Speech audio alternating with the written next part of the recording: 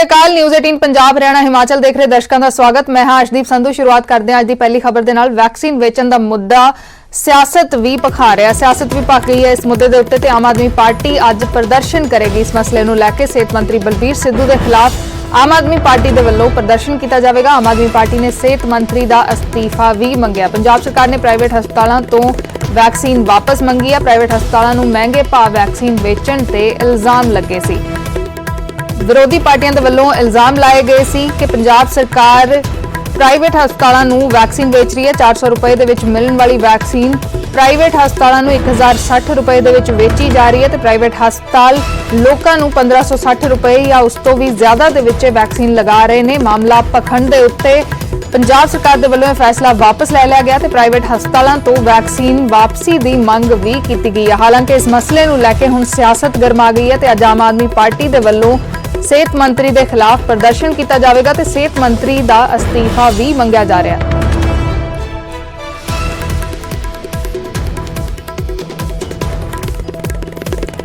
Vaccine ਵੇਚਣ ਨੂੰ ਲੈ ਕੇ ਸਿਆਸਤ ਗਰਮਾ ਗਈ ਹੈ ਪੰਜਾਬ ਦੇ ਵਿੱਚ।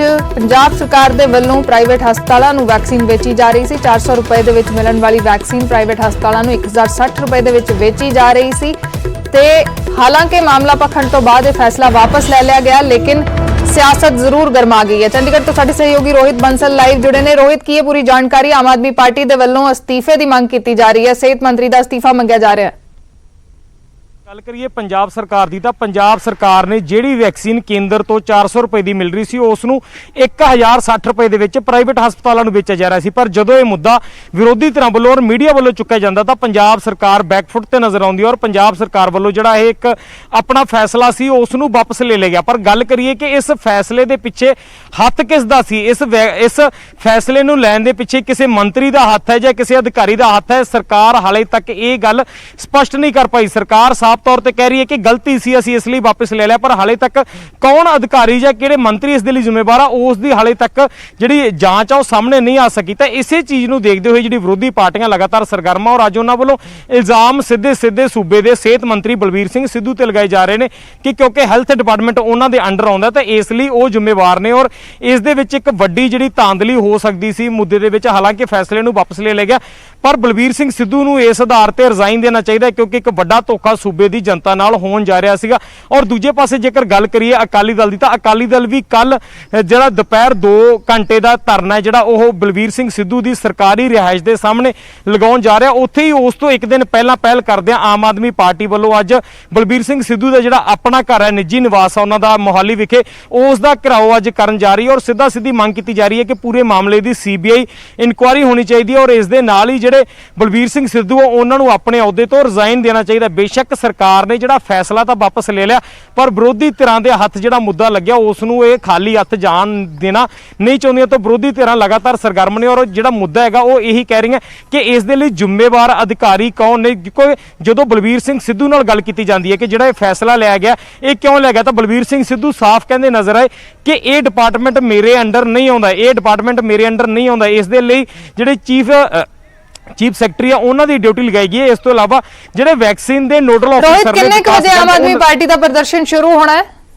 ਜੀ ਗੱਲ ਕਰੀਏ ਜੇਕਰ ਤਾਂ 1 ਵਜੇ ਆਮ ਆਦਮੀ ਪਾਰਟੀ ਹੈ ਜਿਹੜਾ ਆਪਣਾ ਜਿਹੜਾ ਪ੍ਰਦਰਸ਼ਨ ਆ ਉਹ ਸ਼ੁਰੂ ਕਰਨ ਜਾ ਰਹੀ ਹੈ ਪਰ ਦੂਜੇ ਪਾਸੇ ਸੁਰੱਖਿਆ ਦੇ ਇੰਤਜ਼ਾਮ ਵੀ ਪੂਰੇ ਕੀਤੇ ਗਏ ਨੇ ਤਾਂ ਕਿ ਜਿਹੜੇ ਕੋਈ ਵੀ ਵਿਅਕਤੀ ਹੈਗਾ ਸਿਹਤ ਮੰਤਰੀ ਦੀ ਕੋਠੀ ਤੱਕ ਨਾ ਪਹੁੰਚ ਸਕੇ। ਔਰ ਦੁਪਹਿਰ 1 ਵਜੇ ਕਿਉਂਕਿ ਅੱਜ ਲੋਕਡਾਊਨ ਵੀ ਲਗਾਇਆ ਗਿਆ ਤੇ ਇਸ ਨੂੰ ਲੈ ਕੇ ਵੀ ਜਿਹੜੇ ਸੁਰੱਖਿਆ ਦੇ ਪੂਰੇ ਇੰਤਜ਼ਾਮ ਕੀਤੇ ਗਏ ਨੇ। ਦੂਜੇ ਪਾਸੇ ਆਮ ਆਦਮੀ ਪਾਰਟੀ ਨੇ ਐਲਾਨ ਕੀਤਾ ਕਿ 1 ਵਜੇ ਉਹ ਜਿਹੜੀ ਬਲਬੀਰ ਸਿੰਘ ਸਿੱਧੂ ਦੀ ਆਪਣੀ ਨਿੱਜੀ ਰਿਹਾਇਸ਼ ਆ ਉਸ ਦਾ ਘਿਰਾਓ ਕਰਨ ਜਾਏਗੀ। ਜੀ ਅਰਸ਼ ਜੀ ਸ਼ੁਕਰੀਆ ਰੋਹਿਤ। ਫਿਲਹਾਲ ਇਸ ਪੂਰੀ ਜਾਣਕਾਰੀ ਦੇ ਲਈ ਆਮ ਆਦਮੀ ਪਾਰਟੀ ਦੇ ਵੱਲੋਂ ਸਿਹਤ ਮੰਤਰੀ ਦੇ ਅਸਤੀਫੇ ਦੀ ਮੰਗ ਕੀਤੀ ਜਾ ਰਹੀ ਹੈ ਤੇ ਅੱਜ ਉਹਨਾਂ ਦੀ ਜਿਹੜੀ ਨਿੱਜੀ ਰਿਹਾਇਸ਼ ਹੈ ਮੋਹਾਲੀ ਦੇ ਵਿੱਚ ਉਸ ਰਿਹਾਇਸ਼ ਦਾ ਆਮ ਆਦਮੀ ਪਾਰਟੀ ਦੇ ਵੱਲੋਂ ਘਿਰਾਓ ਕੀਤਾ ਜਾਣਾ।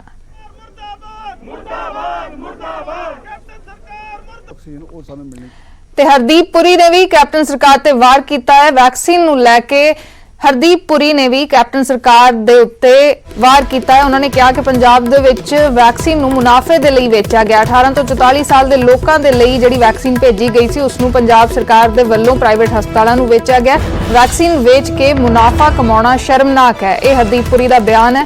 ਬਲਬੀਰ ਸਿੱਧੂ ਵੱਲੋਂ ਮਾਮਲੇ ਤੋਂ ਪੱਲਾ ਝਾੜਨ ਦੇ ਉੱਤੇ ਹਰਦੀਪ ਪੁਰੀ ਨੇ ਬਿਆਨ ਜਾਰੀ ਕੀਤਾ। ਉਹਨਾਂ ਨੇ ਕਿਹਾ ਕਿ ਸਿਹਤ ਮੰਤਰੀ ਨੇ ਨਹੀਂ ਤਾਂ ਕਿਸਨੇ ਫੈਸਲਾ ਲਿਆ।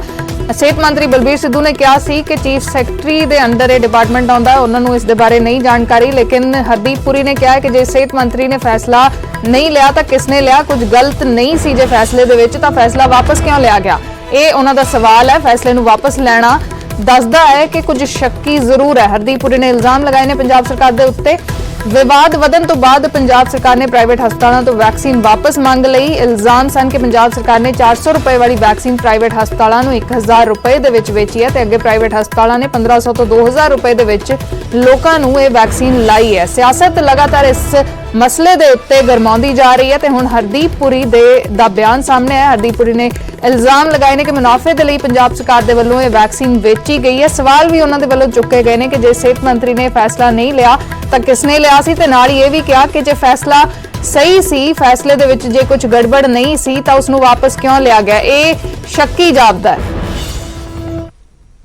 बातचीत की टेलीफोन पर और मैंने कहा कि आप मेरे को यह पता करके दीजिए कि प्राइवेट अस्पताल में अगर कोई टीका लगवाने जाता है तो टीका लगवाने के बाद जो वो पेमेंट करता उसकी पर्ची कटी होगी। और मुझे हैरानगी हुई ये पता लग के कि 2 अस्पताल हैं। इसको मैं अभी कंफर्म नहीं कर रहा हूं, पर आपके माध्यम से मैं बात को बाहर ला रहा हूं क्योंकि आपके रिसोर्सेज मेरे से ज्यादा हैं कि आप पत्रकार लोग हैं, आप डायरेक्टली इंक्वायरी कर सकते हैं। मुझे ये कहा गया कि 2 अस्पताल हैं वहां पे, मैक्स और फोर्टिस मोहाली में, जिन्होंने टीका 3000 और 3200 रुपए का बेचा है। ये हर हाल में जहां पे लोगों ने टीका लगवाया है तो उसकी जरूर पर्ची कटी होगी। आप अगर टीका लगवाने जाते हैं तो अगर आपने 3200 रुपए दिया, क्या उसने पर्ची 1560 की काटी है कि 3200 की काटी है? और दूसरी चीज जो मेरे हैरानगी आ रही है, राहुल गांधी जी, मोदी जी, हमारे बच्चों की वैक्सीन कहां है? राहुल जी, ये तो आपके बच्चों के लिए तो भेजी थी, 18 साल से 44 के जो एज ग्रुप के हैं, आप ही के एज ग्रुप के हैं, जिनको वैक्सीन की आवश्यकता है, जिनको प्रायोरिटी पे हमको देनी थी। ਤੇ ਭਾਵੇਂ ਵੈਕਸੀਨ ਵੇਚਣ ਦਾ ਫੈਸਲਾ ਪੰਜਾਬ ਸਰਕਾਰ ਦੇ ਵੱਲੋਂ ਵਾਪਸ ਲੈ ਲਿਆ ਗਿਆ ਹੈ, ਲੇਕਿਨ ਫਿਰ ਵੀ ਇਸ ਮੁੱਦੇ ਦੇ ਉੱਤੇ ਪੰਜਾਬ ਸਰਕਾਰ ਘਿਰਦੀ ਹੋਈ ਨਜ਼ਰ ਆ ਰਹੀ ਹੈ। ਸੁਖਬੀਰ ਬਾਦਲ ਨੇ ਸਿਹਤ ਮੰਤਰੀ ਦੇ ਘਰ ਦੇ ਬਾਹਰ ਧਰਨਾ ਲਾਉਣ ਦਾ ਐਲਾਨ ਕੀਤਾ ਤਾਂ ਉੱਥੇ ਹੀ ਕਾਂਗਰਸ ਦੇ ਰਾਜ ਸਭਾ ਮੈਂਬਰ ਪ੍ਰਤਾਪ ਬਾਜਵਾ ਨੇ ਆਪਣੀ ਹੀ ਸਰਕਾਰ ਤੋਂ ਜ਼ਿੰਮੇਵਾਰ ਲੋਕਾਂ ਦੇ ਖਿਲਾਫ ਕਾਰਵਾਈ ਦੀ ਮੰਗ ਕੀਤੀ ਹੈ। बहुत अनफॉर्चुनेट बात है, इतनी बड़ी कैलेमिटी है, इतना बड़ा पैंडेमिक है, तो इस हालात में मैंने सीएम को कहा है कि सबसे पहले तो आप इसको बंद कीजिए। वो कल मेरी चिट्ठी के बाद उन्होंने ऑर्डर्स विड्रॉ कर लिए, मगर इधर तक ही नहीं। हम ये चाहेंगे कि जिसने भी ये गैर कानूनी काम किया है उसके अगेंस्ट इंक्वायरी हो, हाईएस्ट लेवल तक भी अगर कोई आदमी इन्वॉल्व है तो उसके खिलाफ सरकार कार्रवाई करे और लोगों को बताए कि ये ऐसे जो लोक हित के खिलाफ फैसले ये किसने की और किसने जिम्मेदार। अकाउंटेबिलिटी होनी चाहिए क्योंकि ये जानों 14,000 जाने चलेगी हैं पंजाब में। लोग चाहते हैं कि इंसाफ, लोग चाहते हैं कि जो जिसने ये फैसला लिया है उसके खिलाफ एक्शन लिया जाए, एफआईआर लिया जाए। ये समा कोई पैसे कमाने का नहीं, लूटने का नहीं है, ये समाज सेवा का है। ਤੇ ਹੁਣ ਗੱਲ ਕਰਦੇ ਹਾਂ ਪੰਜਾਬ ਕਾਂਗਰਸ ਦੇ ਘਮਸਾਨ ਦੀ। ਕਾਂਗਰਸ ਵਿਚਾਲੇ ਜਿਹੜੀ ਖਾਨਾ ਜੰਗੀ ਚੱਲ ਰਹੀ ਹੈ ਉਹ ਹੁਣ ਸਮਰਥਕਾਂ ਤੱਕ ਵੀ ਪਹੁੰਚ ਗਈ। ਨਵਜੋਤ ਸਿੱਧੂ ਦੇ ਹਲਕੇ ਅੰਮ੍ਰਿਤਸਰ ਦੇ ਵਿੱਚ ਕੈਪਟਨ ਦੇ ਸਮਰਥਕਾਂ ਨੇ ਕੈਪਟਨ ਦੇ ਹੱਕ ਦੇ ਵਿੱਚ ਹੋਰਡਿੰਗ ਲਾਏ ਤਾਂ ਇਹਨਾਂ ਹੋਰਡਿੰਗਾਂ ਦਾ ਜਵਾਬ ਕੈਪਟਨ ਦੇ ਹਲਕੇ ਪਟਿਆਲਾ ਤੋਂ ਦਿੱਤਾ ਗਿਆ। ਵੇਖੋ ਇਹ ਰਿਪੋਰਟ।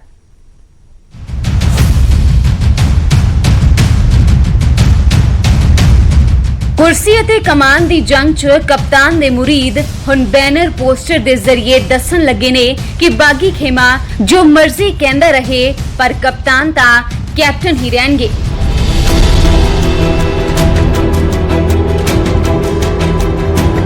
ਇਹ ਸਿੱਧੂ ਦਾ ਸ਼ਹਿਰ ਅੰਮ੍ਰਿਤਸਰ ਹੈ, ਪਰ ਹੁਣ ਕੈਪਟਨ ਦੇ ਸ਼ਹਿਰ ਦਾ ਵੀ ਹਾਲ ਜਾਣ ਲੈਂਦੇ ਹਾਂ, ਜਿੱਥੇ ਸਿੱਧੂ ਜੋੜੇ ਦੇ ਸਿਰਫ ਬੈਨਰ ਪੋਸਟਰ ਨਹੀਂ ਬਲਕਿ ਉਹਨਾਂ ਨੇ ਖੁਦ ਵੀ ਡੇਰਾ ਜਮਾਇਆ ਹੋਇਆ ਹੈ। ਸਿਆਸਤ ਦੇ ਬੂਟੇ ਸਿੰਜੇ ਜਾ ਰਹੇ ਨੇ ਤਾਂ ਕਿ 2022 ਚ ਵੋਟਾਂ ਦੀ ਚੰਗੀ ਫਸਲ ਉੱਗ ਸਕੇ। ਖਬਰਾਂ ਆਮ ਨੇ ਕਿ ਸਿੱਧੂ ਹੁਣ ਅੰਮ੍ਰਿਤਸਰ ਤੋਂ ਬਾਅਦ ਪਟਿਆਲਾ ਨੂੰ ਆਪਣਾ ਨਵਾਂ ਸਿਆਸੀ ਠਿਕਾਣਾ ਬਣਾਉਣ ਦੀ ਜੁਗਾੜ 'ਚ ਲੱਗੇ ਹੋਏ ਨੇ ਅਤੇ ਇਹ ਸਰਗਰਮੀ ਦੱਸਦੀ ਹੈ ਕਿ ਧੂੰਆਂ ਇੰਜ ਹੀ ਨਹੀਂ ਉੱਠ ਰਿਹਾ। ਜਦੋਂ ਮੁੱਖ ਮੰਤਰੀ ਦੇ ਸ਼ਹਿਰ ਤੋਂ ਹੀ ਸਰਕਾਰ ਤੇ ਨਿਸ਼ਾਨੇ ਸਾਧਣ ਲੱਗੇ ਜਾਣ ਤਾਂ ਇਹ ਵੀ ਸਾਫ਼ ਹੋ ਜਾਂਦਾ ਹੈ ਕਿ ਕੋਈ ਨਵਾਂ ਸਿਆਸੀ ਸਮੀਕਰਨ ਤਿਆਰ ਹੋ ਰਿਹਾ ਹੈ। ਸਰਕਾਰੀ ਵੈਕਸੀਨ ਕਿਵੇਂ ਦੇ ਸਕਦੇ ਹੋ ਪ੍ਰਾਈਵੇਟ ਹਸਪਤਾਲ ਨੂੰ, ਉਹ ਵੀ ਪ੍ਰੋਫਿਟ ਤੇ? ਕੋਈ ਪ੍ਰੋਫਿਟ ਕਮਾਉਣ ਦਾ ਜ਼ਰੀਆ ਹੈ? दारू है, माइनिंग है, उस तो पैसा नहीं कमा सकते। सरकारी दारू कितनी होंदी, जिन्ने बंदे पंजाब च मरे हैं एडल्टरेटेड शराब पी के, एक ना मरदा। ਖੁਦ ਕੈਪਟਨ ਸਿੱਧੂ ਨੂੰ ਪਟਿਆਲਾ ਤੋਂ ਚੋਣ ਲੜਨ ਦੀ ਚੁਣੌਤੀ ਦੇ ਚੁੱਕੇ ਨੇ, ਜਦਕਿ ਉਹਨਾਂ ਦੀ ਪਤਨੀ ਅਤੇ ਪਟਿਆਲਾ ਦੀ ਹੀ ਸਾਂਸਦ ਪਰਨੀਤ ਕੌਰ ਨੇ ਸਲਾਹ ਦਿੱਤੀ ਹੈ ਕਿ ਸਿੱਧੂ ਆਪਣਾ ਹਲਕਾ ਸੰਭਾਲਣ। नवजोत सिद्धू की रिस्पॉन्सिबिलिटी है अपना जाके क्षेत्र देखे महामारी में और अपना पूरा जोर लगाए कि पंजाब सुरक्षित रहे, उसमें अपना हिस्सा डाले। जो उसके गिले शिकवे हैं जरूर सीएम के पास जाए, पार्टी हाईकमान के पास जाए। ਨਵਜੋਤ ਕੌਰ ਦੇ ਕੋਲ ਮਿਸਿਸ ਸੀਐਮ ਦੀ ਸਲਾਹ ਦਾ ਵੀ ਜਵਾਬ ਹੈ। ਅਸੀਂ ਫਾਰਮਰਸ ਦੇ ਲਈ ਬਹੁਤ ਪੋਜ਼ਿਟਿਵ ਕੰਮ ਕਰਨਾ, ਅਸੀਂ ਪਿੱਛੇ ਗੰਦ 'ਚ ਨਹੀਂ ਫਸਣਾ। ਪ੍ਰਨੀਤ ਕੌਰ ਜੀ ਪੋਲੀਟੀਕਲ ਕੁਐਸਚਨ ਹੈ ਮਿਸਟਰ ਸਿੱਧੂ ਨਾਲ ਕਰਨ, ਠੀਕ ਹੈ ਨਾ, ਉਹ ਆਪਣੀ ਇੱਕ ਦੂਜੇ ਨੂੰ ਆਨਸਰੇਬਲ ਹੈ। ਅਸੀਂ ਇੱਕ ਪੋਜ਼ਿਟਿਵ ਟੀਮ ਹੈ, ਅਸੀਂ ਬਹੁਤ ਅੱਗੇ ਤੁਹਾਡੇ ਨਾਲ ਰਲ ਕੇ ਪੰਜਾਬ ਨੂੰ ਬਹੁਤ ਉੱਤੇ ਲੈ ਕੇ ਜਾਣਾ। ਅੰਮ੍ਰਿਤਸਰ ਦੇ ਪੋਸਟਰ ਤੋਂ ਲੈ ਕੇ ਪਟਿਆਲਾ ਦੇ ਬੂਟਿਆਂ ਤੱਕ ਇਹ ਸਭ ਇੰਜ ਹੀ ਨਹੀਂ ਹੈ, ਬਲਕਿ ਇਹ ਆਉਣ ਵਾਲੇ ਦਿਨਾਂ ਦੀ ਸਿਆਸਤ ਦੀ ਤਸਵੀਰ ਵੀ ਬਿਆਨ ਕਰ ਰਹੇ ਨੇ, ਜਿਸ 'ਚ ਵਿਰੋਧੀਆਂ ਤੋਂ ਪਹਿਲਾਂ ਕਾਂਗਰਸ ਦੇ ਅੰਦਰ ਆਪਣਿਆਂ ਦਾ ਕਮਸਾਨ ਬਾਕੀ ਹੈ। ਅੰਮ੍ਰਿਤਸਰ ਤੋਂ ਰਾਜੀਵ ਸ਼ਰਮਾ, ਪਟਿਆਲਾ ਤੋਂ ਮਨੋਜ ਸ਼ਰਮਾ ਦੇ ਨਾਲ ਬਿਊਰੋ ਰਿਪੋਰਟ, ਨਿਊਜ਼ 18। ਤੇ ਹਾਈਕਮਾਨ ਦੇ ਵੱਲੋਂ ਪੰਜਾਬ ਕਾਂਗਰਸ ਦੇ ਵਿੱਚ ਬਦਲ ਵੀ ਲੱਭੇ ਜਾ ਰਹੇ ਨੇ। ਕਮੇਟੀ ਹਾਈਕਮਾਨ ਨੂੰ ਸੁਝਾਅ ਦੇ ਸਕਦੀ ਹੈ। ਸੂਤਰਾਂ ਦੇ ਹਵਾਲੇ ਨਾਲ ਇਹ ਖਬਰ ਹੈ ਕਿ ਕੈਪਟਨ ਹੀ ਪੰਜਾਬ ਦੇ ਮੁੱਖ ਮੰਤਰੀ ਰਹਿਣਗੇ, ਲੇਕਿਨ ਸਿੱਧੂ ਨੂੰ ਉਪ ਮੁੱਖ ਮੰਤਰੀ ਜਾਂ ਪ੍ਰਧਾਨ ਦੀ ਕੁਰਸੀ ਦਿੱਤੀ ਜਾ ਸਕਦੀ ਹੈ। ਸੂਤਰਾਂ ਦੇ ਹਵਾਲੇ ਤੋਂ ਇਹ ਖਬਰ ਹੈ, ਲੇਕਿਨ ਕੈਪਟਨ ਅਮਰਿੰਦਰ ਸਿੰਘ ਸਿੱਧੂ ਨੂੰ ਪ੍ਰਧਾਨ ਬਣਾਉਣ ਦੇ ਹੱਕ 'ਚ ਨਹੀਂ ਹਨ। ਹਾਲਾਂਕਿ ਕੈਬਨਿਟ ਦੇ ਵਿੱਚ ਕੋਈ ਫੇਰਬਦਲ ਹੋ ਸਕਦਾ ਹੈ, ਦਲਿਤ ਚਿਹਰਿਆਂ ਨੂੰ ਵੀ ਮੌਕਾ ਦਿੱਤਾ ਜਾ ਸਕਦਾ ਹੈ। ਕਮੇਟੀ ਦੇ ਵੱਲੋਂ ਇਹ ਸੁਝਾਅ ਦਿੱਤੇ ਜਾ ਸਕਦੇ ਨੇ। ਸੂਤਰਾਂ ਦੇ ਹਵਾਲੇ ਤੋਂ ਇਹ ਖਬਰ ਹੈ, ਕੈਪਟਨ ਹੀ ਪੰਜਾਬ ਦੇ ਮੁੱਖ ਮੰਤਰੀ ਰਹਿਣਗੇ, ਲੇਕਿਨ ਸਿੱਧੂ ਨੂੰ ਕੋਈ ਹੋਰ ਕੁਰਸੀ ਦਿੱਤੀ ਜਾ ਸਕਦੀ ਹੈ। ਉਪ ਮੁੱਖ ਮੰਤਰੀ ਜਾਂ ਪ੍ਰਧਾਨ ਬਣਾਉਣ ਬਾਰੇ ਸੋਚਿਆ ਜਾ ਸਕਦਾ ਹੈ। मैं बड़ा उनका शुक्रगुजार किया कि हाईकमान ने साडी डेमोक्रेसी पार्टी जिहड़ी हैगी है डेमोक्रेटिक पार्टी दे विच हरेक नूं हक अपनी गल रखना। तो साडियां इलैक्शन नेड़े आ रही सी, इन्होंने सारी गल पुछी की होना चाहिए, पार्टी दे विच की चल रहा, तो खुल के पार्टी के बारे सारा कुछ दस्सिया गया। और पार्टी जिहड़ी साडी ये मैं तुहानूं गारंटी करदा कि 2022 फिर कांग्रेस की सरकार। सर कोई का बाहर आए कहता संगठन मजबूत करना है, कोई बाहर आए कहता लीडरशिप के उत्ते सवाल चुकया जा रहा है, क्यों अलग अलग बयान क्यों आ रहे हैं? साडा संगठन भी बहुत वधिया जी, साडी लीडरशिप भी बहुत। ਤੇ ਪੰਜਾਬ ਦੇ ਵਿੱਚ ਐਸਸੀ ਸਕਾਲਰਸ਼ਿਪ ਦਾ ਮੁੱਦਾ ਇੱਕ ਵਾਰ ਫਿਰ ਸੁਰਖੀਆਂ ਦੇ ਵਿੱਚ ਹੈ। ਨਿੱਜੀ ਕਾਲਜਾਂ ਨੇ ਇੱਕ ਅਜਿਹਾ ਫੈਸਲਾ ਲਿਆ ਜਿਸ ਕਰਕੇ ਕਰੀਬ 2 ਲੱਖ ਦਲਿਤ ਵਿਦਿਆਰਥੀਆਂ ਦੇ ਭਵਿੱਖ ਤੇ ਸੰਕਟ ਆ ਗਿਆ। ਕੀ ਇਹ ਪੂਰਾ ਮਾਮਲਾ, ਦੇਖੋ ਇਹ ਰਿਪੋਰਟ।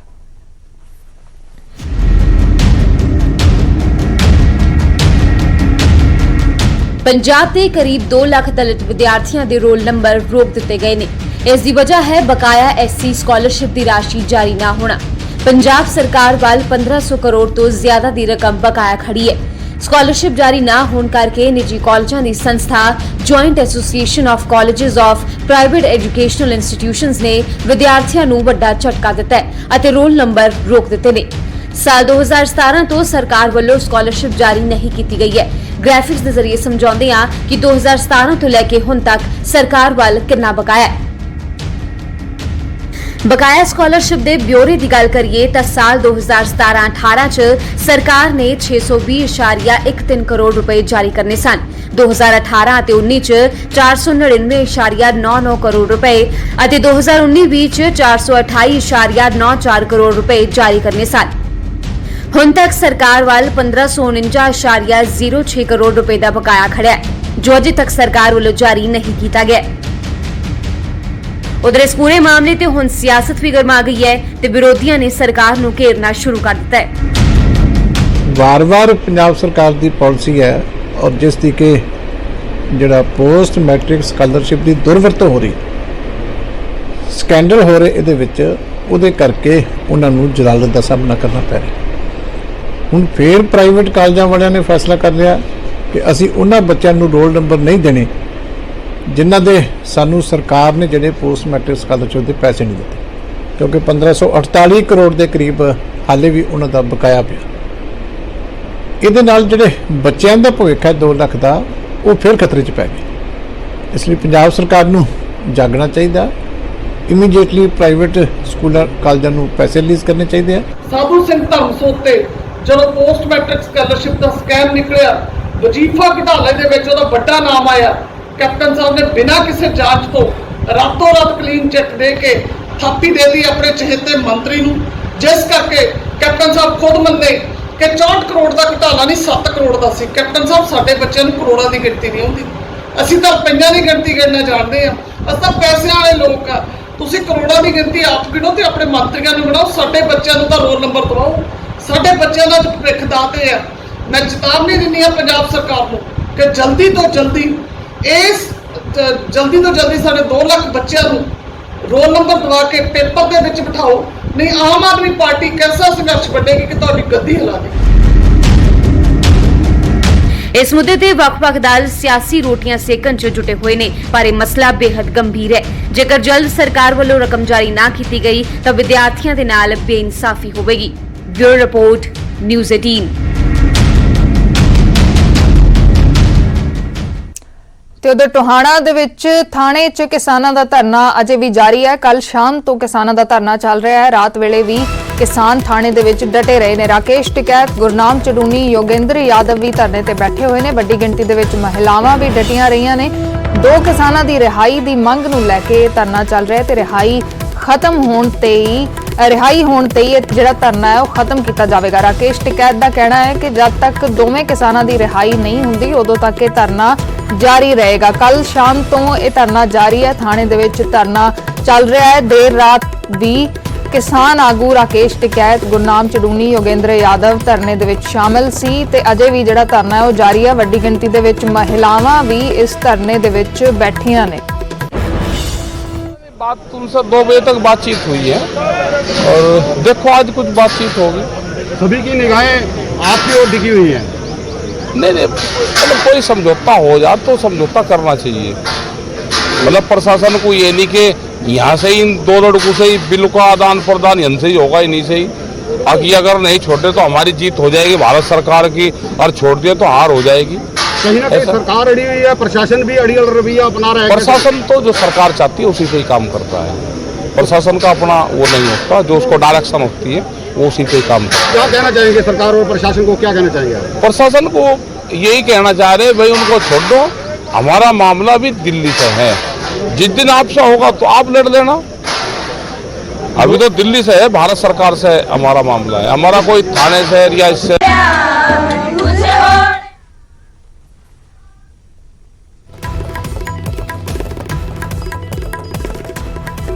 ਟੋਹਾਣਾ ਦੇ ਵਿੱਚ ਕਿਸਾਨਾਂ ਦਾ ਪ੍ਰਦਰਸ਼ਨ ਜਾਰੀ ਹੈ। 2 ਕਿਸਾਨਾਂ ਦੀ ਰਿਹਾਈ ਦੀ ਮੰਗ ਨੂੰ ਲੈ ਕੇ ਧਰਨਾ ਚੱਲ ਰਿਹਾ ਹੈ। ਟੋਹਾਣਾ ਦੇ ਵਿੱਚ ਥਾਣੇ ਦੇ ਵਿੱਚ ਕਿਸਾਨ ਧਰਨੇ ਦੇ ਉੱਤੇ ਬੈਠੇ ਨੇ। ਕਿਸਾਨ ਆਗੂ ਰਾਕੇਸ਼ ਟਿਕੈਤ, ਯੋਗੇਂਦਰ ਯਾਦਵ, ਗੁਰਨਾਮ ਚੜੂਨੀ ਵੀ ਧਰਨੇ ਦੇ ਵਿੱਚ ਸ਼ਾਮਲ ਨੇ। ਦੇਰ ਰਾਤ ਤੱਕ ਵੀ ਇਹ ਜਿਹੜਾ ਧਰਨਾ ਹੈ ਉਹ ਚੱਲਦਾ ਰਿਹਾ। ਵੱਡੀ ਗਿਣਤੀ 'ਚ ਮਹਿਲਾਵਾਂ ਵੀ ਬੈਠੀਆਂ ਹੋਈਆਂ ਨੇ। ਇਸ ਖਬਰ ਤੇ ਵਧੇਰੇ ਜਾਣਕਾਰੀ ਦੇ ਲਈ ਸਾਡੇ ਸਹਿਯੋਗੀ ਪਰਮਜੀਤ ਸਿੰਘ ਫੋਨ ਲਾਈਨ ਤੇ ਜੁੜੇ ਨੇ। ਪਰਮਜੀਤ, ਕੀ ਹਜੇ ਤੱਕ ਜਾਣਕਾਰੀ ਹੈ? ਕਿਸਾਨ ਕੱਲ ਤੋਂ ਧਰਨੇ ਦੇ ਉੱਤੇ ਬੈਠੇ ਨੇ, ਦੇਰ ਰਾਤ ਵੀ ਬੈਠੇ ਸਨ, ਹੁਣ ਵੀ ਧਰਨਾ ਜਾਰੀ ਹੈ। ਕੀ ਕੁਝ ਹਜੇ ਤੱਕ ਪ੍ਰਸ਼ਾਸਨ ਦਾ ਕਹਿਣਾ ਹੈ? ਤਾਜ਼ਾ ਅਪਡੇਟ ਤੁਹਾਨੂੰ ਦੱਸ ਦਈਏ ਕਿ ਕਿਸਾਨਾਂ ਨੇ ਜੋ ਹੈ ਪਰਮਾਨੈਂਟ ਜੋ ਹੈ ਸਦਰ ਥਾਣਾ ਦੇ ਵਿੱਚ ਟੈਂਟ ਗੱਡ ਦਿੱਤਾ ਹੈ ਤੇ ਭਾਰੀ ਸੰਖਿਆ ਦੇ ਵਿੱਚ ਜਿਹੜੇ ਕਿਸਾਨ ਨੇ ਆਣਾ ਸ਼ੁਰੂ ਹੋ ਗਏ ਨੇ। ਕਿਸਾਨ ਕਿਸੇ ਵੀ ਕੀਮਤ ਤੇ ਝੁਕਣ ਨੂੰ ਤਿਆਰ ਨਹੀਂ ਹੈਗੇ। ਤੇ ਪ੍ਰਸ਼ਾਸਨ ਦੀ ਔਰ ਤੋਂ ਹਾਲੇ ਤੱਕ ਕੋਈ ਵੀ ਪ੍ਰਤੀਕਿਰਿਆ ਨਹੀਂ ਆਈ ਹੈ। ਜਿਵੇਂ ਕਿ ਰਾਤ ਭਰ ਜੋ ਹੈ ਕਿਸਾਨ ਇੱਥੇ ਡਟੇ ਰਹੇ, ਜਿੰਦੇ ਵਿੱਚ ਮਹਿਲਾਵਾਂ ਵੀ ਨਾਲ ਸੀ ਤੇ ਡਟੇ ਰਹੇ, ਤੇ ਹੁਣ ਵੀ ਜਿਹੜਾ ਹੈ ਸਵੇਰ ਤੋਂ ਫਿਰ ਤੋਂ ਕਿਸਾਨ ਭਾਰੀ ਸੰਖਿਆ ਦੇ ਵਿੱਚ ਸਦਰ ਥਾਣਾ ਦੇ ਵਿੱਚ ਆਣਾ ਸ਼ੁਰੂ ਹੋ ਗਏ ਨੇ। ਇੱਥੇ ਲੰਗਰ ਦੀ ਵਿਵਸਥਾ ਵੀ ਕੀਤੀ ਗਈ ਹੈ ਔਰ ਇਸ ਤੋਂ ਇਲਾਵਾ ਜੋ ਹੈ ਸਦਰ ਥਾਣੇ ਦੇ ਵਿੱਚ ਜਿਸ ਤਰ੍ਹਾਂ ਪੱਕਾ ਮੋਰਚਾ ਲਾਉਣ ਦਾ ਇਰਾਦਾ ਕਿਸਾਨਾਂ ਨੇ ਬਣਾਇਆ ਹੈ ਕਿ ਟੈਂਟ ਵੀ ਲਾ ਦਿੱਤੇ ਗਏ ਨੇ ਤੇ तमाम ਕਿਸਾਨ ਮੋਰਚਾ ਦੇ ਜਿਹੜੇ ਵੱਡੇ ਨੇਤਾ ਨੇ ਉਹ ਵੀ ਇੱਥੇ ਪੁੱਜੇ ਹੋਏ ਨੇ ਤੇ ਹਾਲੇ ਤੱਕ ਪ੍ਰਸ਼ਾਸਨ ਦੀ ਔਰ ਤੋਂ ਕੋਈ ਵੀ ਪ੍ਰਤੀਕਿਰਿਆ ਨਜ਼ਰ ਨਹੀਂ ਆ ਰਹੀ ਹੈ। ਪਰ ਕਿਸਾਨ ਜੋ ਹੈ ਅੜੇ ਹੋਏ ਨੇ ਕਿ ਜਦੋਂ ਤੱਕ ਕਿਸਾਨਾਂ ਦੀ ਰਿਹਾਈ ਨਹੀਂ ਹੁੰਦੀ ਉਦੋਂ ਤੱਕ ਇਹ ਧਰਨਾ ਜਾਰੀ ਰਹੇਗਾ। ਜੀ ਸ਼ੁਕਰੀਆ ਪਰਮਜੀਤ ਇਸ तमाम ਜਾਣਕਾਰੀ ਦੇ ਲਈ। ਤਾਂ ਕਿਸਾਨਾਂ ਦਾ ਧਰਨਾ ਜਾਰੀ ਹੈ ਤੇ ਜਿਵੇਂ ਸਾਡੇ ਸਹਿਯੋਗੀ ਪਰਮਜੀਤ ਦੱਸ ਰਹੇ ਸਨ ਕਿ ਕਿਸਾਨਾਂ ਨੇ ਹੁਣ ਥਾਣੇ ਦੇ ਵਿੱਚ ਟੈਂਟ ਵੀ ਕੱਢ ਲਿਆ ਤੇ ਵੱਡੀ ਗਿਣਤੀ ਦੇ ਵਿੱਚ ਕਿਸਾਨ ਜਮ੍ਹਾਂ ਹੋਣਾ ਸ਼ੁਰੂ ਹੋ ਗਏ ਨੇ। ਲੰਗਰ ਦੀ ਵਿਵਸਥਾ ਵੀ ਉੱਥੇ ਕੀਤੀ ਗਈ ਹੈ। ਤਾਂ ਜਿਵੇਂ ਕਿਸਾਨ ਆਗੂ ਰਾਕੇਸ਼ ਟਿਕਾਇਤ ਦਾ ਕਹਿਣਾ ਹੈ ਕਿ ਜਦ ਤੱਕ ਰਿਹਾਈ ਨਹੀਂ ਹੁੰਦੀ ਦੋਵੇਂ ਕਿਸਾਨਾਂ ਦੀ ਉਦੋਂ ਤੱਕ ਉਹ ਨਹੀਂ ਉੱਠਣਗੇ। ਉਹ ਜਿਹੀਆਂ ਤਸਵੀਰਾਂ ਨੇ ਜਿਹੜੀਆਂ ਉਹ ਨਜ਼ਰ ਆ ਰਹੀਆਂ ਨੇ, ਜਿਵੇਂ ਸਾਡੇ ਸਹਿਯੋਗੀ ਦੱਸ ਰਹੇ ਸਨ ਕਿ ਕਿਸਾਨਾਂ ਨੇ ਥਾਣੇ ਦੇ ਵਿੱਚ ਹੁਣ ਟੈਂਟ ਵੀ ਕੱਢ ਲਿਆ।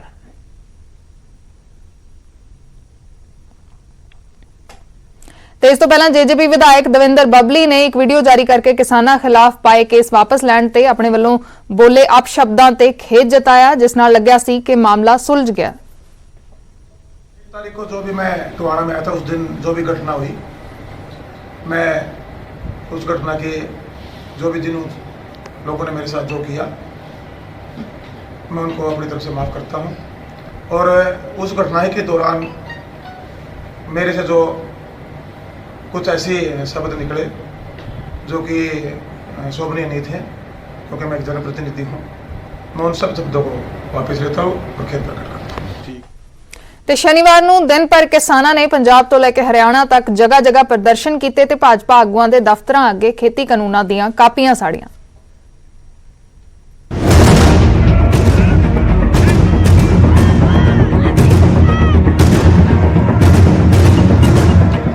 जून 2020 ਨੂੰ ਹੀ ਕੇਂਦਰ ਸਰਕਾਰ ਖੇਤੀਬਾੜੀ ਕਾਨੂੰਨਾਂ ਦੇ ਉੱਤੇ ਆਰਡੀਨੈਂਸ ਲੈ ਕੇ ਆਈ ਸੀ, ਪਰ 1 ਸਾਲ ਬਾਅਦ ਵੀ ਹਾਲਾਤ ਨਹੀਂ ਬਦਲੇ।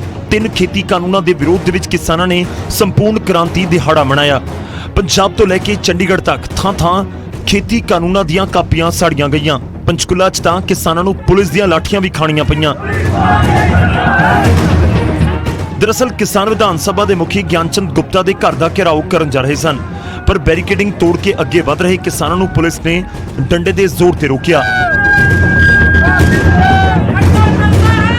ਪਾਣੀਪਤ ਦੇ ਵਿੱਚ ਵੀ ਪੁਲਿਸ ਅਤੇ ਕਿਸਾਨਾਂ ਦੇ ਵਿਚਾਲੇ ਝੜਪ ਹੋਈ। ਕਿਸਾਨ ਬੀਜੇਪੀ ਆਗੂ ਸੰਜੇ ਭਾਟੀਆ ਦੇ ਘਰ ਦੇ ਬਾਹਰ ਖੇਤੀ ਕਾਨੂੰਨਾਂ ਦੀਆਂ ਕਾਪੀਆਂ ਸਾੜਨ ਦੇ ਉੱਤੇ ਅੜੇ ਰਹੇ। ਹਾਲਾਂਕਿ ਪੁਲਿਸ ਦੇ ਨਾਲ ਧੱਕਾ ਮੁੱਕੀ ਦੇ ਬਾਵਜੂਦ ਕਿਸਾਨ ਆਪਣੀ ਰਣਨੀਤੀ ਦੇ ਵਿੱਚ ਕਾਮਯਾਬ ਰਹੇ ਅਤੇ ਉਹਨਾਂ ਨੇ ਜ਼ਬਰਦਸਤੀ ਖੇਤੀ ਕਾਨੂੰਨਾਂ ਦੀਆਂ ਕਾਪੀਆਂ ਸਾੜ ਕੇ ਸੰਪੂਰਨ ਕ੍ਰਾਂਤੀ ਦਿਹਾੜਾ ਮਨਾਇਆ। ਕਿਸਾਨਾਂ ਦੇ ਮੁਤਾਬਕ ਖੇਤੀ ਕਾਨੂੰਨਾਂ ਨੂੰ ਰੱਦ ਹੋਣ ਤੱਕ ਉਹਨਾਂ ਦਾ ਅੰਦੋਲਨ ਜਾਰੀ रहेगा। देखो अभी तक हमारी जो लड़ाई जिस तरीके से हमने लड़ाई लड़ी है वो बहुत अच्छी लड़ाई है, बहुत ठीक लड़ी गई है और सही दिशा में लड़ी गई है। सब कुल ऑर्गेनाइजेशन जो है वो हमारे साथ एक है। दूसरा भाइयों का, हरियाणा वाले भाइयों का, यूपी वाले भाइयों का बहुत सहयोग मिला। अभी हिंदुस्तान की सारी स्टेटों में काले कानूनों का पूरा मतलब कम बखा हुआ है, पूरे सरगर्म हैं लोग। ठीक है, पंजाब और हरियाणा में थोड़ा ज़्यादा है। यूपी और उत्तराखंड में अभी चोन आ रही है, उसमें हम चोन उधर में यूपी और उत्तराखंड में भी जाने का फैसला किया है।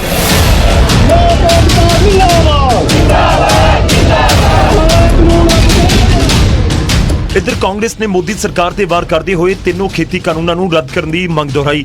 ਦਿੱਲੀ ਬਾਰਡਰ ਤੇ ਅੰਦੋਲਨ ਕਰਦੇ ਕਿਸਾਨਾਂ ਨੂੰ ਵੀ 6 ਮਹੀਨੇ ਤੋਂ ਜ਼ਿਆਦਾ ਦਾ ਸਮਾਂ ਬੀਤ ਚੁੱਕਾ ਹੈ, ਪਰ ਹੁਣ ਤੱਕ ਉਹਨਾਂ ਨੂੰ ਕੁਝ ਹਾਸਲ ਨਹੀਂ ਹੋਇਆ।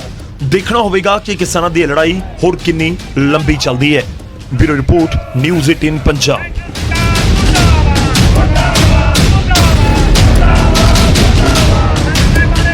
ਖੇਤੀ ਕਾਨੂੰਨਾਂ ਨੂੰ ਲੈ ਕੇ ਭਾਜਪਾ ਦੇ ਵਿੱਚ ਵੀ ਵੱਖੋ ਵੱਖਰੇ ਸੁਰ ਦੇਖਣ ਨੂੰ ਮਿਲ ਰਹੇ ਨੇ। ਕਿਸਾਨ ਅੰਦੋਲਨ ਨੂੰ ਲੈ ਕੇ ਸਾਬਕਾ ਮੰਤਰੀ ਅਨਿਲ ਜੋਸ਼ੀ ਨੇ ਸਵਾਲ ਚੁੱਕੇ ਨੇ। ਉਹਨਾਂ ਨੇ ਕਿਹਾ ਕਿ ਉੱਚੇ ਅਹੁਦਿਆਂ ਵਾਲੇ ਕਿਸਾਨੀ ਤੋਂ ਅਣਜਾਣ ਨੇ। ਉਹਨਾਂ ਨੇ ਕਿਹਾ ਕਿ 2022 ਚ ਭਾਜਪਾ ਨੂੰ ਇਸ ਦਾ ਨੁਕਸਾਨ ਝੱਲਣਾ ਪਵੇਗਾ, ਉੱਪਰ ਤੱਕ ਕੋਈ ਵੀ ਮੇਰੀ ਗੱਲ ਨਹੀਂ ਸੁਣ ਰਿਹਾ। ਸਾਬਕਾ ਮੰਤਰੀ ਅਨਿਲ ਜੋਸ਼ੀ ਦਾ ਇਹ ਬਿਆਨ ਹੈ, ਜਿਸ ਦੇ ਉੱਤੇ ਰਾਜ ਸਭਾ ਮੈਂਬਰ ਸ਼ਵੇਤ ਮਲਿਕ ਨੇ ਕਿਹਾ ਹੈ ਕਿ ਸਾਰਿਆਂ ਨੂੰ ਆਪਣੀ ਰਾਏ ਰੱਖਣ ਦਾ ਹੱਕ ਹੈ।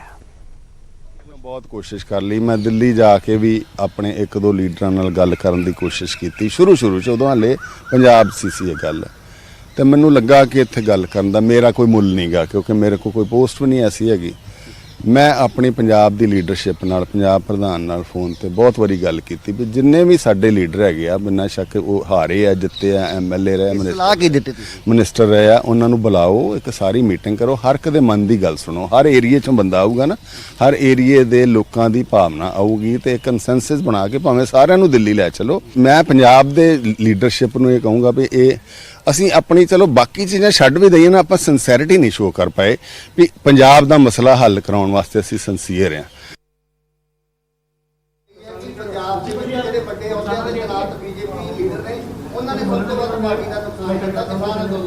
ਨਹੀਂ, ਮੈਂ ਸਮਝਣਾ ਜੀ ਕਿ ਪਾਰਟੀ ਦੇ ਵਿੱਚ ਲੋਕਤੰਤਰ ਹੈ, ਹਰ ਇੱਕ ਦਾ ਆਪਣੇ ਆਪਣੇ ਵਿਚਾਰ ਨੇ। ਮੇਰੇ ਹਿਸਾਬ ਦੇ ਨਾਲ ਪੰਜਾਬ ਔਰ ਕੇਂਦਰ ਦੀ बेहतरीन लीडरशिप है, चाहे वो अमृतसर की लीडरशिप हो या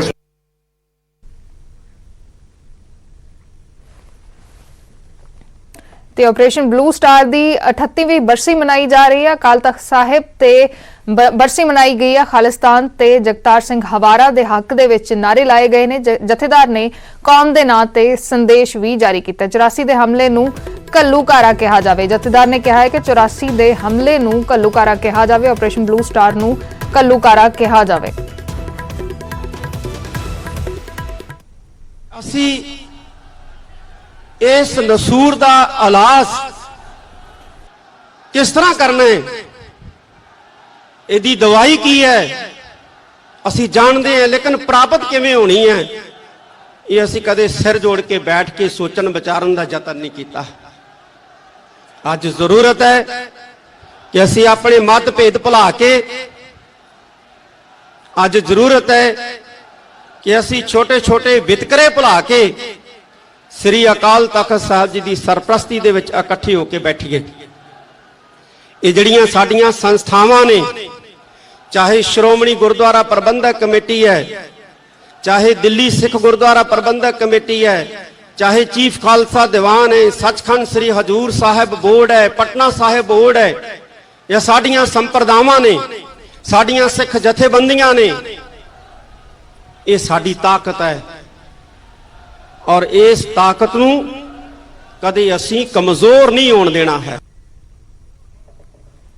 ਤੇ ਆਪਰੇਸ਼ਨ ਬਲੂ ਸਟਾਰ ਦੀ ਬਰਸੀ ਮੌਕੇ ਦੀਪ ਸਿੱਧੂ ਵੀ ਦਰਬਾਰ ਸਾਹਿਬ ਪਹੁੰਚੇ। ਸਿਮਰਨਜੀਤ ਸਿੰਘ ਮਾਨ ਤੇ ਦੀਪ ਸਿੱਧੂ ਦਰਬਾਰ ਸਾਹਿਬ ਪਹੁੰਚੇ। ਉਹਨਾਂ ਨੇ ਕਿਹਾ ਕਿ ਮੈਂ ਕਦੇ ਖਾਲਿਸਤਾਨ ਦੀ ਮੰਗ ਨਹੀਂ ਕੀਤੀ। ਦੀਪ ਸਿੱਧੂ ਦਾ ਬਿਆਨ ਹੈ ਕਿ ਮੈਂ ਕਦੇ ਖਾਲਿਸਤਾਨ ਦੀ ਮੰਗ ਨਹੀਂ ਕੀਤੀ, ਮੈਂ ਫੈਡਰਲਿਜ਼ਮ 'ਚ ਯਕੀਨ ਕਰਦਾ, ਯਾਨੀ ਕਿ ਸੂਬਿਆਂ ਨੂੰ ਵੱਧ ਅਧਿਕਾਰ ਦੇਣ ਦੇ ਵਿੱਚ ਯਕੀਨ ਕਰਦਾ। ਸਿੱਖ ਕੌਮ ਦੇ ਨਾਅਰਿਆਂ ਤੋਂ ਇਤਰਾਜ਼ ਨਹੀਂ ਹੋਣਾ ਚਾਹੀਦਾ। ਇਹ ਵੀ ਦੀਪ ਸਿੱਧੂ ਨੇ ਕਿਹਾ ਕਿ ਸਿੱਖ ਕੌਮ ਦੇ ਨਾਅਰਿਆਂ ਤੋਂ ਕਿਸੇ ਨੂੰ ਇਤਰਾਜ਼ ਨਹੀਂ ਹੋਣਾ ਚਾਹੀਦਾ। ਆਪਰੇਸ਼ਨ ਬਲੂ ਸਟਾਰ ਦੀ ਬਰਸੀ ਦੇ ਮੌਕੇ ਸਿਮਰਨਜੀਤ ਸਿੰਘ ਮਾਨ ਤੇ ਦੀਪ ਸਿੱਧੂ ਦਰਬਾਰ ਸਾਹਿਬ ਪਹੁੰਚੇ। ਦੀਪ ਸਿੱਧੂ ਦਾ ਬਿਆਨ ਹੈ ਕਿ ਮੈਂ ਕਦੇ ਵੀ ਖਾਲਿਸਤਾਨ ਦੀ ਮੰਗ ਨਹੀਂ ਕੀਤੀ, ਪਰ ਫੈਡਰਲਿਜ਼ਮ ਦੇ ਵਿੱਚ ਯਕੀਨ ਕਰਦਾ, ਸੂਬਿਆਂ ਨੂੰ ਵੱਧ ਅਧਿਕਾਰ ਦੇਣ ਦੇ ਵਿੱਚ ਯਕੀਨ ਰੱਖਦਾ।